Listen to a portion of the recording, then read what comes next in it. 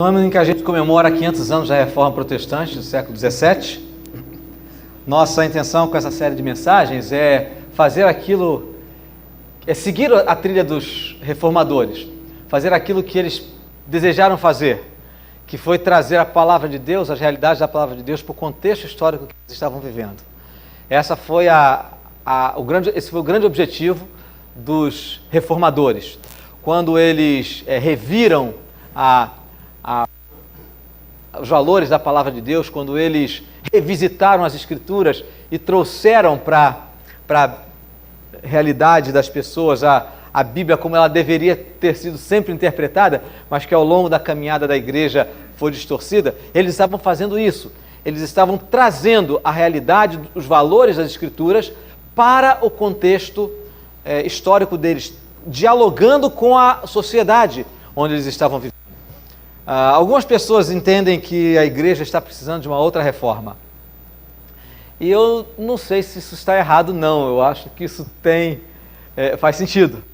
Eu entendo que realmente a igreja precisa rever e trazer para o centro da vida aquilo que é central na existência. A sociedade ela precisa conhecer a mensagem do Evangelho novamente. Ela precisa revisitar os valores do Evangelho. Nós estamos nessa série que tem esse nome, agora são outros 500, estamos começando outros 500 e essa expressão é uma expressão muito pitoresca, né? Agora a coisa é diferente. Na verdade é diferente porque ele precisa revisitar algo que foi sendo esquecido ao longo do tempo. O universo protestante se tornou tão misturado, tão largo, que muitas pessoas que hoje se dizem evangélicas podem até se dizer evangélicas, mas não seguem os princípios que foram ressuscitados, os princípios do Evangelho, que foram ressuscitados na Reforma Protestante e que realmente fazem com que as pessoas se tornem evangélicas. Então, nossa ideia é fazer essa revisita. Nós, então, estamos tratando dos 5 solas. Ao longo desses 5 domingos, nós estamos falando daqueles 5 pontos principais que foram os destaques dos reformadores. 5 bases, 5 valores que não podem estar ausentes, que não podem ser esquecidos, que têm que ocupar o cenário principal da vida de qualquer pessoa que diz que é de Jesus. Não que diz que é protestante, não que diz que é reformado, mas que diz que é de Jesus, porque são 5 valores centrais da palavra de Deus. 500 anos. Mas esses valores não têm 500 anos. Esses valores têm mais de 2.000 anos. Tem mais de 2.000, são mais antigos do que a reforma, mas mais do que nunca necessários. Os 5 solas não eram escritos em latim, são 5 somente. Nós estamos trabalhando nessas 5 temáticas que você viu no vídeo, e são esses, somente a Escritura. Na semana passada já falamos o que faz a sua cabeça. Hoje, somente Cristo a quem você segue, somente a graça, é de graça mesmo, somente a fé não costuma falhar, e somente a Deus a glória. O cliente tem sempre razão. Então são temas que estão assim modificados para que a gente possa mostrar que cada um desses temas está profundamente ligado a alguma questão contemporânea. Quando nós, na semana passada, falamos sobre o que faz a sua cabeça, nós falamos o que mais te influencia, o que é a base da direção da sua vida, o que alimenta o teu conjunto de valores e que te leva a tomar as escolhas na vida. Somente a Escritura, que nos aponta a Cristo. Esse foi o tema, esse foi o aspecto central que nós falamos no domingo passado. Não um livro. Nós não adoramos um livro. Nós temos este livro como revelação de Deus infalível a respeito de uma pessoa que é muito maior do que o livro. É o Senhor Jesus. Mas as Escrituras falam a respeito dele. Foi o que ele falou para os fariseus. Ele disse: vocês examinam as Escrituras porque entendem que nela vocês têm a vida eterna. Mas são elas, as Escrituras, falam de mim. Mas vocês não querem vir a mim para terem vida. Vocês vão só ao livro. Mas param no livro. Vocês adoram o livro. Vocês não vêm a mim. Então, o que nós vimos domingo passado é essa necessidade de nós irmos à palavra, irmos às Escrituras, para que as Escrituras nos levem para Cristo. E é esse segundo ponto que nós estamos enfatizando hoje, que é o segundo aspecto, o segundo sola da reforma, que é a quem você segue. Hein? A expressão seguir hoje, ela é uma expressão muito diluída. Nos dias de hoje, falar seguir alguém, na linguagem atual, a expressão mudou o sentido. A quem você segue? No Twitter. A quem você segue? No YouTube. Você é seguidor de quem? Muito interessante como essa expressão adquiriu um outro sentido. Mas é um sentido muito, muito presente, porque realmente as mídias que existem, não só a mídia digital, mas eu estava vendo na internet que os famosos agora têm os seus canais, não é? Tem os seus canais para quê? Para que eles não sejam apenas famosos, mas que eles sejam famosos a serem seguidos. Então eles têm seus canais no Twitter, no YouTube, no Instagram. Então, todo mundo gosta quando mais uma pessoazinha, clica lá e está seguindo a sua conta no Twitter. A gente mede o nosso grau de aceitação e às vezes a nossa própria identidade pelo grau de popularidade que temos pelo número de seguidores. Por isso essa pergunta, a quem você realmente segue? De manhã, na mensagem da manhã, eu compartilhei com vocês sobre como as histórias, as narrativas das nossas famílias, as narrativas sociais, as narrativas religiosas, as histórias, elas influenciam a nossa forma de ver a vida. Se você esteve pela manhã ou se você viu a transmissão, a gente está testando fazer a transmissão ao vivo, é um exercício que nós estamos começando agora, nós falamos sobre isso. E como nós somos influenciados por pessoas que podem ser até interessantes, mas que na verdade não trazem em si as características de Jesus e não apontam para aquele que é o único digno de realmente ser seguido. E aí nós acabamos nos tornando muito mais parecidos com as pessoas a quem nós admiramos, com as pessoas que nos influenciam, que são populares, mais parecidos com as pessoas que nos atraem do que parecidos com Jesus. Eu e você, com pessoas que receberam o Evangelho, nós somos chamados para nos tornarmos parecidos com Jesus. E nós nos tornamos parecidos com aquele ou aqueles a quem nós seguimos. Eu queria mostrar para vocês uma cena. Essa cena nós vamos voltar a ela no final. Bom, nosso tema, a quem você segue, e essa cena, é uma cena interessante. Isso é um salão de um museu muito conhecido. É um salão no Museu do Louvre, em Paris. O Louvre é um museu muito grande, talvez o museu mais famoso do mundo. Nele estão as obras de arte mais famosas do mundo. E esta é a sala mais famosa do Louvre. Por quê? Porque lá no finzinho, lá no cantinho, está um quadro pequenino que tem 70 e poucos centímetros por 70 e poucos centímetros. Lá no fundo, uma multidão de pessoas se acotovela e, hoje em dia, com as suas máquinas fotográficas, seus celulares, fotografando esse pequenino quadro, o quadro mais famoso da história da humanidade. Que quadro é esse? Exatamente. A Mona Lisa. Uma obra de arte. Eu não sou crítico de arte, mas os críticos dizem que é uma obra perfeita.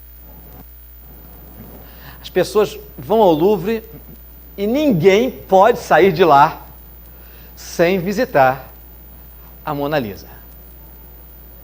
É um quadro pequenino, muito bonito, muito bem feito e extremamente popular. Você pode esquecer de ver um monte de coisa no Louvre, mas isso você não pode esquecer. Aí estão as pessoas atraídas pelo quadro mais famoso do mundo. Como eu falei para vocês, nós vamos voltar aí. Então vamos para o que é mais importante do que a Mona Lisa. Vamos para a palavra de Deus. Vamos ler juntos a Bíblia. Evangelho de João, capítulo 6, versículos de 60 a 71. Essa passagem vai nos falar sobre, nos fazer pensar sobre a quem você segue.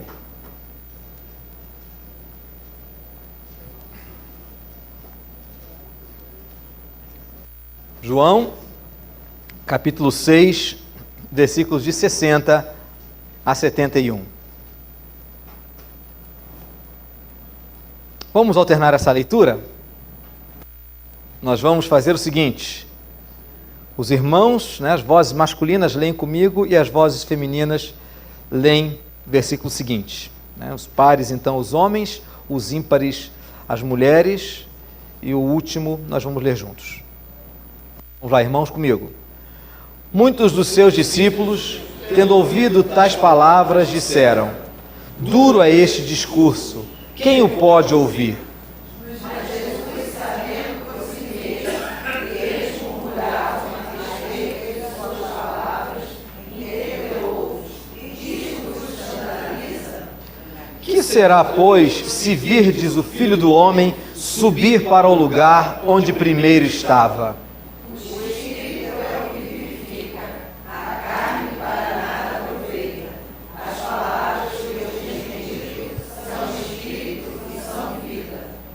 Contudo, há descrentes entre vós, pois Jesus sabia, desde o princípio, quais eram os que não criam e quem o havia de trair. Por causa disso, é que os tenho dito: ninguém poderá vir a mim se meu Pai não lhe for concedido. À vista disso, muitos dos seus discípulos o abandonaram e já não andavam com ele.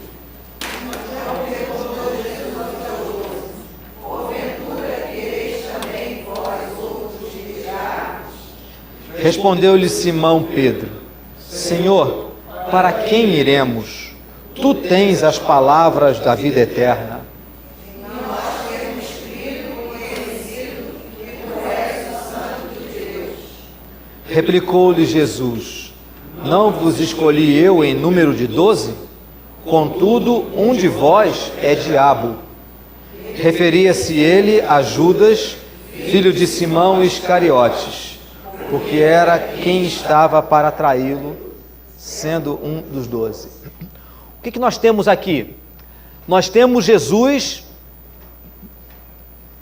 junto com seus seguidores. Jesus tinha muitos discípulos, assim começa o texto que nós lemos. Veja lá no versículo 60. Muitos dos seus discípulos, tendo ouvido essas palavras, disseram: duro é esse discurso, quem o pode ouvir? Que palavras eram essas que Jesus tinha falado e que assustou tanto as pessoas que estavam com ele já há algum tempo, que o ouviam, que o seguiam, que se interessavam pelos seus ensinos e por ele? Jesus tinha falado de uma forma muito forte de que o envolvimento que as pessoas que estavam ao redor dele deviam ter com ele não era apenas o envolvimento por ver sinais, não era apenas o envolvimento por estar admirados do seu ensinamento, mas deveria ser um envolvimento tão intenso, tão profundo, que ele utilizou uma metáfora que os seus ouvintes tomaram como literal. Ele disse assim: quem não comer da minha carne e não beber do meu sangue, não tem vida em si mesmo. Não tem vida em si mesmo. Então eles interpretaram isso como se fosse uma coisa assim, asquerosa, né? Como se fosse canibalismo. Uma coisa interessante é que no início da igreja cristã, uma das primeiras acusações que os cristãos receberam dos pagãos foi exatamente de serem canibais. Isso porque também os pagãos tomaram como literal essa palavra de Jesus. Os cristãos se reuniam para comer a carne e beber o sangue de um homem-deus aqui. Pois então os seguidores de Jesus também tomaram isso como literal, mas o que Jesus estava querendo dizer não era a respeito nem concreto, mas ele estava falando da necessidade de um envolvimento intenso, não apenas de ouvir a palavra, não apenas de admirá-lo profundamente, não apenas de ser um receptor de tudo aquilo que ele podia fazer e que ele realmente fazia, mas aqueles que o seguiam fossem pessoas com um grau de envolvimento tão intenso ao ponto de ele passar a fazer parte da estrutura pessoal de cada um. Fazer parte da vida de uma forma intensa, intrínseca, profunda, ou seja, o envolvimento com Jesus não era apenas para aprender a respeito dos ensinos de Jesus, não apenas aprender a respeito das ideias de Jesus, mas aprender a respeito do próprio Jesus. O texto que nós lemos aqui no início do culto, para nosso momento de silêncio e oração, em que Jesus fala, o meu jugo é suave, o meu fardo é leve, no versículo anterior, Jesus diz assim, aprendei de mim, que sou manso e humilde de coração. Aprendei de mim, aprendei a meu respeito. Jesus, ele requer dos seus seguidores não admiração. Jesus não requer dos seus seguidores queixo caído. Jesus quer de mim e de você, que dizemos que somos seus seguidores, envolvimento. Isso é seguir Jesus. Porque, perceba, o texto é muito interessante porque ele não fala de pagãos. Ele não está falando de gente que condenava Jesus. Nesse ponto, ele não está falando de fariseus que procuravam qualquer momento para pegar Jesus numa falha.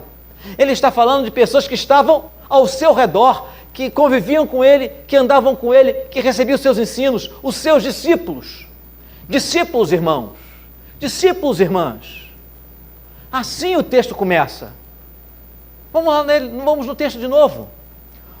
Muitos dos seus discípulos, tendo ouvido tais palavras, disseram, duro é este discurso, quem o pode ouvir? E Jesus, sabendo dos questionamentos, do susto que a sua palavra trouxe a eles, perguntou, vocês estão escandalizados, vocês estão assustados? Imagina o que acontecer quando vocês virem o Filho do Homem voltar de onde veio, vocês vão cair para trás, vocês não estão preparados para isso. E ele vai intensificando o discurso, ele vai dizendo, e no meio da sua palavra ele diz, mas nem todos vocês realmente estão me seguindo. Jesus foi muito duro. Ele diz, ninguém pode vir a mim se pelo Pai não for concedido. Não é estar ao meu redor que faz de alguém meu discípulo. Não é estar andando nas estradas, ouvindo meus ensinamentos, que faz de alguém meu discípulo. O que faz de alguém meu discípulo é ser trazido até mim pelo Pai e se envolver comigo. Isso surpreendeu muitas pessoas, porque na mente deles, como na mente de muitos de nós, dos nossos contemporâneos, do nosso tempo, seguir Jesus é sentar num banco de igreja e ouvir a mensagem. Ou pode ser até estar num púlpito de igreja e dar a mensagem. Isso não é seguir a Jesus. Isso é uma pequena parte necessária, fundamental de seguir a Cristo, mas há algo muito mais profundo, muito mais necessário. Seguir a Jesus é se deixar moldar por Ele. Então temos aqui esse primeiro grupo de pessoas que estiveram com Jesus enquanto o que Ele ensinava era bonito, era leve, era fácil de digerir. Enquanto Jesus trazia bênçãos, enquanto Jesus cuidava deles, enquanto Jesus falava de esperança, falava do reino de Deus, falava do amor de Deus, da beleza de Deus, e isso era bom, isso era música para os ouvidos das pessoas que tinham sido mantidas fora da elite religiosa. Isso eram palavras de esperança, mas mesmo no meio dessas pessoas, para quem Jesus veio, e Jesus veio para falar do amor de Deus para essas pessoas, mesmo no meio dessas pessoas que se deixaram atrair por Jesus, quando as palavras do Senhor começaram a apertar, quando Ele começou a falar que é necessário dar um passo a mais, quando Ele começou a dizer, Deus ama mesmo, Deus acolhe mesmo, Deus recebe mesmo, mas é fundamental que aquele que me segue tome a sua cruz. É importante você lembrar que o caminho para me seguir é estreito, é cheio de espinhos, leva para a cruz. É o caminho do amor de Deus, é o caminho da redenção, é o caminho da vida eterna, mas é o caminho pesado, difícil, árduo, e que exige não apenas simpatia por mim, exige entrega, requer mistura com o próprio Senhor Jesus. Requer não apenas estar junto, mas usando a gíria de hoje, junto e misturado com Jesus, ser um com Cristo, ser um com Jesus, entregar os nossos interesses para Ele. Quando as pessoas começaram a se sentir constrangidas, apertadas, requeridas, exigidas por Jesus, eles começaram a desistir. Versículo 66. À vista disso, muitos dos seus discípulos o abandonaram e já não andavam com ele. Já parou para pensar nisso? Eram discípulos de Jesus. Tinham andado com Jesus até um certo momento, até uma certa medida. Mas quando Jesus disse, é mais do que isso, é mais do que me ouvir, é mais do que me admirar, é viver comigo, é se entregar para morrer comigo, é abrir mão dos seus próprios valores para adotar a minha palavra, é comer da minha carne, é beber do meu sangue, é partilhar da minha vida, e tudo o que isso significa. Não existe glória, não existe ressurreição sem antes se passar pela cruz, sem antes se passar pelo sofrimento. Não existe. É ser um comigo. É isso que Jesus estava dizendo. Comer a minha carne, beber do meu sangue é ser um comigo. É ter comunhão comigo na minha morte, para que tenha comunhão comigo na minha ressurreição. Quando Jesus começou a falar isso, aconteceu aquilo que é extremamente triste e que lastimavelmente continua a acontecer hoje em dia. Muitos dos seus discípulos o abandonaram e já não andavam com ele. Imagine o seguinte, Jesus andando pela Palestina, um monte de pessoas seguindo Jesus. Havia os seguidores de ocasião. Jesus passava por uma cidade, e aí muita gente ia para ouvir. Mas havia também os seguidores com maior constância, pessoas que andavam com Jesus em cidades da mesma região, e admiravam, e eram rostos conhecidos. Dentre esses, Jesus tinha separado 12. Os 12 não eram os únicos seguidores de Jesus. Havia uma grande quantidade de seguidores, os discípulos, e desses tantos discípulos, Jesus escolheu 12 para serem os seus representantes, os apóstolos. Então, dentro desse grupo maior, havia pessoas a quem os fariseus viam, conheciam. Fariseus que sempre ficavam filmando, observando Jesus, e sempre que tinha uma oportunidade, como a gente fala, dava uma no tornozelo de Jesus, igual aquele zagueiro incômodo, né? Dava uma cutucada em Jesus. E ao redor de Jesus, pessoas que o seguiam. E eu imagino que os fariseus viam essas pessoas, identificavam essas pessoas como seguidores do Galileu. Seguidores do Galileu. Mas chega um ponto em que essas pessoas, que os que estavam fora do círculo de Jesus conheciam como seguidores do Galileu, deixaram de ser seguidores dele. Porque Jesus exigiu mais. Porque Jesus exigiu envolvimento visceral daqueles que estavam à sua volta. Esse é o momento decisivo no Evangelho. Porque Jesus se volta então para aqueles 12 que ele tinha escolhido para serem seus representantes, e fala uma coisa inimaginável. Ele diz: vocês também querem ir? Seria o correspondente ao que a gente falava, né? Hoje não é nem mais tão popular. A porta da rua é serventia da casa. Se você quiser ir embora, sinta-se à vontade para ir. E então, Pedro usa essa expressão, traz essa expressão que a gente precisa ter marcado na nossa mente. Senhor, versículo 68. Senhor, para quem iremos? Tu tens as palavras da vida eterna e nós temos crido e conhecido que Tu és o Santo de Deus. Muitos seguidores, muitos discípulos que estiveram com Jesus durante algum tempo, um bom tempo,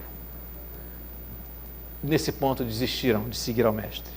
Mas outros, aqui especificamente os 12, permaneceram com Ele por entender que mesmo as suas palavras sendo duras, exigentes, surpreendentes e até mesmo assustadoras, Ele era único. Ele era único. E só nele estava a vida eterna. Foi isso que fez Pedro falar, ser o porta-voz dos seus companheiros, embora um desses companheiros não concordasse muito com Pedro. Um desses companheiros não concordava muito com Pedro e Jesus já jogou aberto. Eu não escolhi 12, mas um de vocês é diabo. Um de vocês é adversário.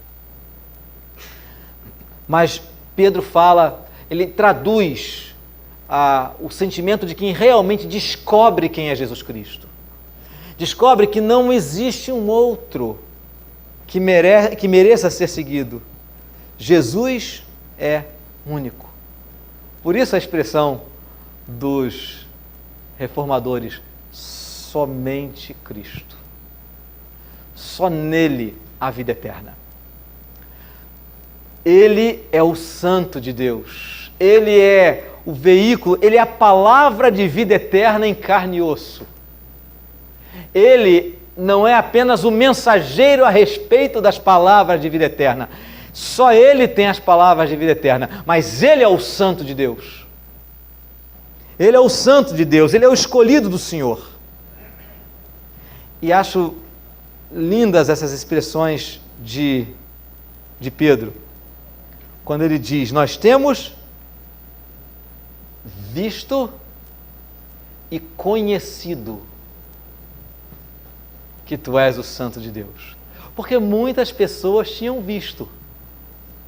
Os que estavam ao redor dele viram ele fazer coisas mirabolantes, coisas inimagináveis. Mas Pedro diz assim: nós temos visto e temos conhecido. E essa expressão conhecido traduz esse envolvimento pessoal, não é apenas a visão, mas a experiência. É experimentar a presença de Cristo na própria vida, o quanto Ele significa. E o quanto o que Ele vem trazer é a única resposta para nós, é a única solução para nós. A quem que você segue? A quem você realmente segue?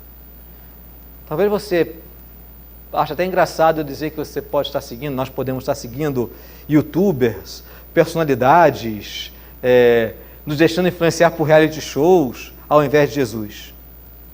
Mas deixa eu lhe mostrar uma outra coisa. Vamos voltar ao Louvre? Vamos novamente fazer uma visita ao Louvre? Vamos para aquela mesma sala. Essa sala é muito sugestiva, traz para a gente uma metáfora muito interessante da vida de quem realmente quer seguir a Jesus. Você lembra da multidão de pessoas ali focada, todo mundo virado, olhando a Mona Lisa, fotografando, filmando aquele quadro pequenininho, mas extremamente bonito e famoso. Pois bem, vamos voltar para a sala. Estamos novamente na sala, só que agora olhando sob uma outra perspectiva. A Mona Lisa é você? A Mona Lisa é você. As pessoas estão olhando para você. Mas perceba, nos fundos daquela mesma sala, Existe um quadro imenso, que tem cerca de 70 metros quadrados. Um quadro de parede inteira, tá vendo?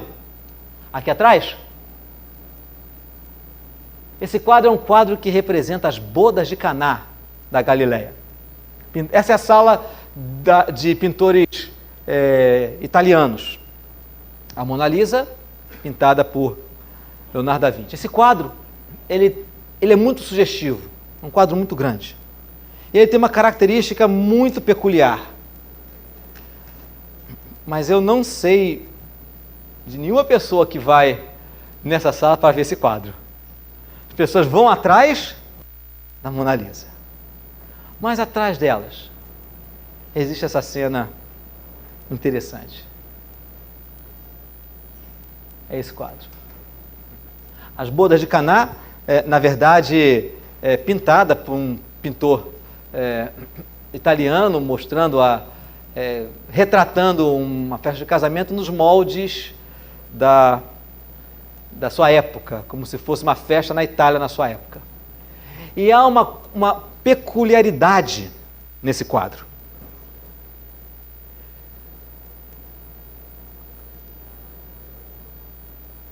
No centro desse quadro está a pessoa de Jesus. E perceba uma coisa interessante. Só Ele olha para você. Ele é o único personagem que está absolutamente de frente para você. Com os ombros alinhados e o olhar fixo em você. O olhar fixo em quem está admirando o quadro.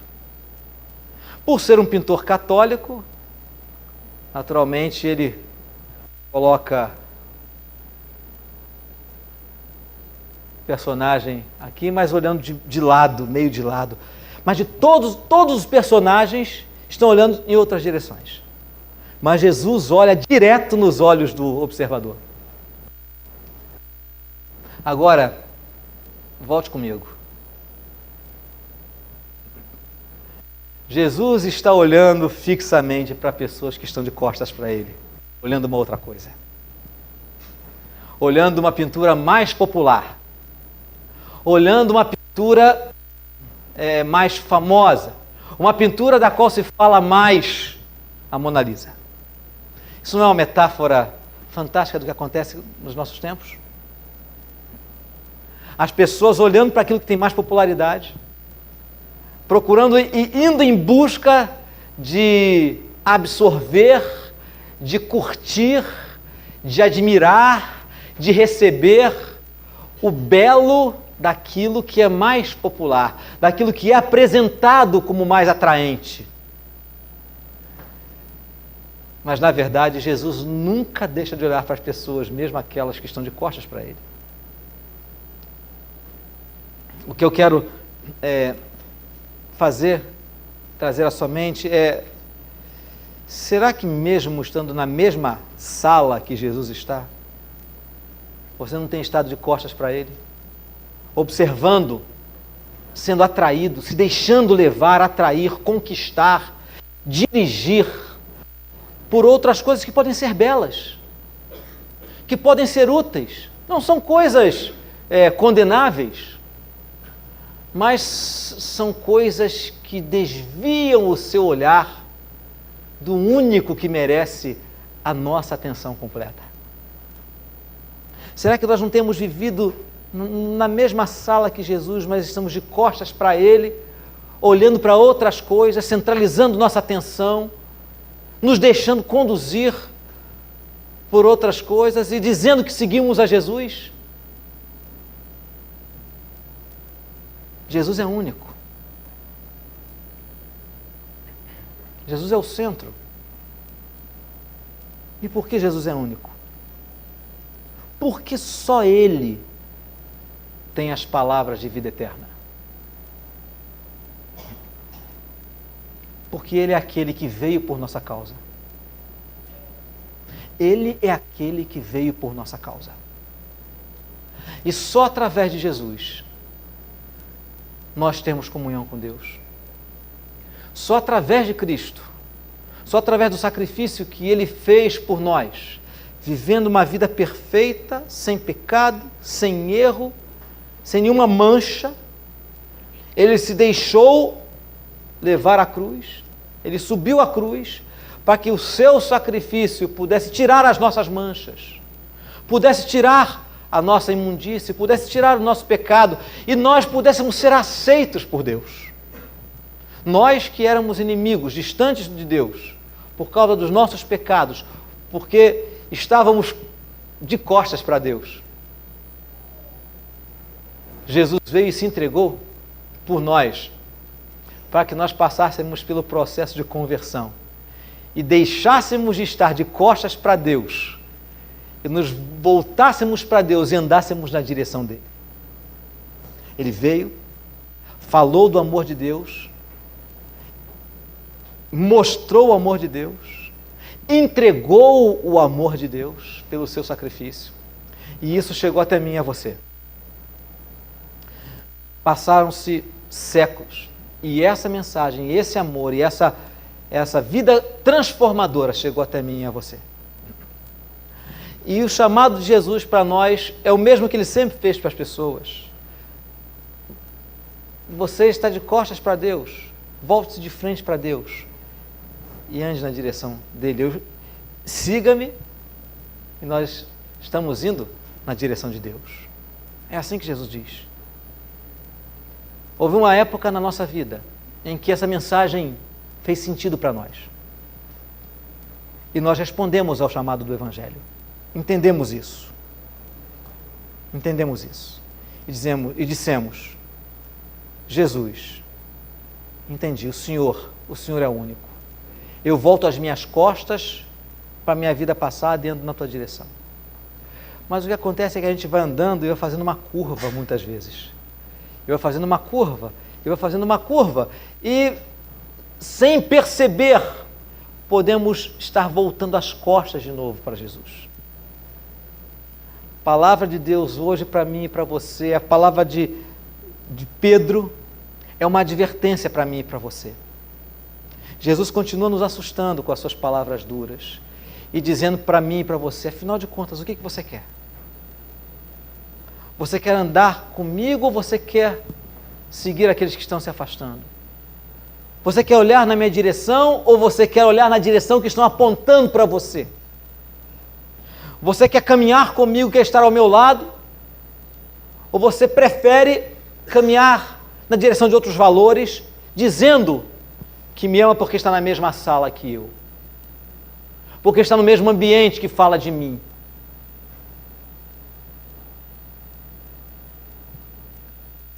O chamado do Evangelho, a lembrança da reforma, para mim e para você, é que nós precisamos não apenas ver, mas nós temos que conhecer que Jesus é o Santo de Deus. Só Ele tem as palavras de vida eterna, somente Cristo tem palavras de vida eterna, e somente nele nós temos reconexão com Deus, somente em Cristo, não só para a salvação, mas para dirigir a nossa vida para sempre, para guiar a nossa vida para sempre. Meu querido, minha querida, você que se reconhece como um discípulo, como uma discípula de Jesus, renove hoje o seu compromisso de seguir a Cristo. Renove a sua convicção de que só Ele tem as palavras de vida eterna, não há outra direção para se ir. Ele é o Santo de Deus. Se volte para Cristo de novo. Se volte de frente para Ele. E você vai perceber uma coisa incômoda e maravilhosa ao mesmo tempo. Ele está olhando diretamente para você. Ele está olhando diretamente nos seus olhos. Ele quer que você olhe para Ele e o siga com todo comprometimento, com toda a entrega. Faça isso hoje, renove isso hoje. Nós temos uma grande conversão na nossa vida, que é o dia em que o Evangelho chegou a ter nosso coração pela primeira vez. Mas nós temos pequeninas conversões, que são as correções de rumo, que é a gente perceber se a gente não anda perdendo a direção. e olhando Jesus de lado e aos poucos voltando as costas para Ele. Fala com Ele hoje sobre isso. Feche seus olhos, meu querido e minha querida, e fale com o Senhor. Lembre-se do que o seu irmão, nosso irmão Simão Pedro, falou. Senhor, para quem iremos? A quem nós seguiremos? Tu tens as palavras da vida eterna, e nós temos crido e conhecido que Tu és o Santo de Deus. Fale com o Senhor nesse momento em oração.